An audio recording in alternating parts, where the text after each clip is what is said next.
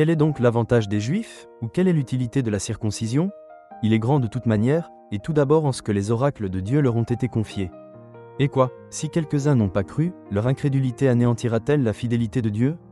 Loin de là, que Dieu, au contraire, soit reconnu pour vrai, et tout homme pour menteur, selon qu'il est écrit. Afin que tu sois trouvé juste dans tes paroles, et que tu triomphes lorsqu'on te juge. Mais si notre injustice établit la justice de Dieu, que dirons-nous?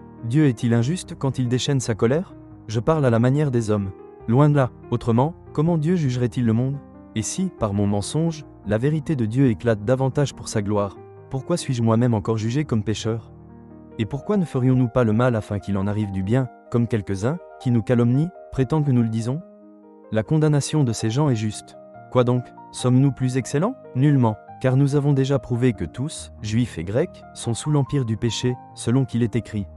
Il n'y a point de juste, pas même un seul, nul n'est intelligent, nul ne cherche Dieu, tous sont égarés, tous sont pervertis.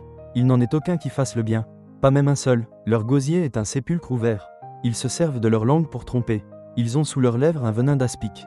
Leur bouche est pleine de malédiction et d'amertume. Ils ont les pieds légers pour répandre le sang. La destruction et le malheur sont sur leur route. Ils ne connaissent pas le chemin de la paix. La crainte de Dieu n'est pas devant leurs yeux.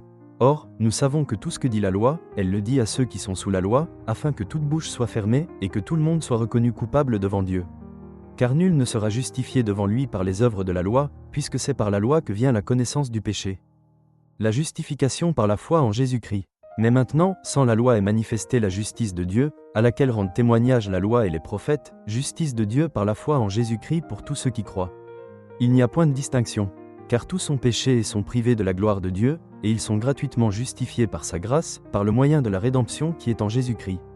C'est lui que Dieu a destiné, par son sang, à être, pour ceux qui croiraient, victime propitiatoire, afin de montrer sa justice, parce qu'il avait laissé impunis les péchés commis auparavant, au temps de sa patience, afin, dis-je, de montrer sa justice dans le temps présent, de manière à être juste tout en justifiant celui qui a la foi en Jésus. Où donc est le sujet de se glorifier? Il est exclu. Par quelle loi? Par la loi des œuvres? Non, mais par la loi de la foi. Car nous pensons que l'homme est justifié par la foi, sans les œuvres de la loi. Ou bien Dieu est-il seulement le Dieu des Juifs? Ne l'est-il pas aussi des païens?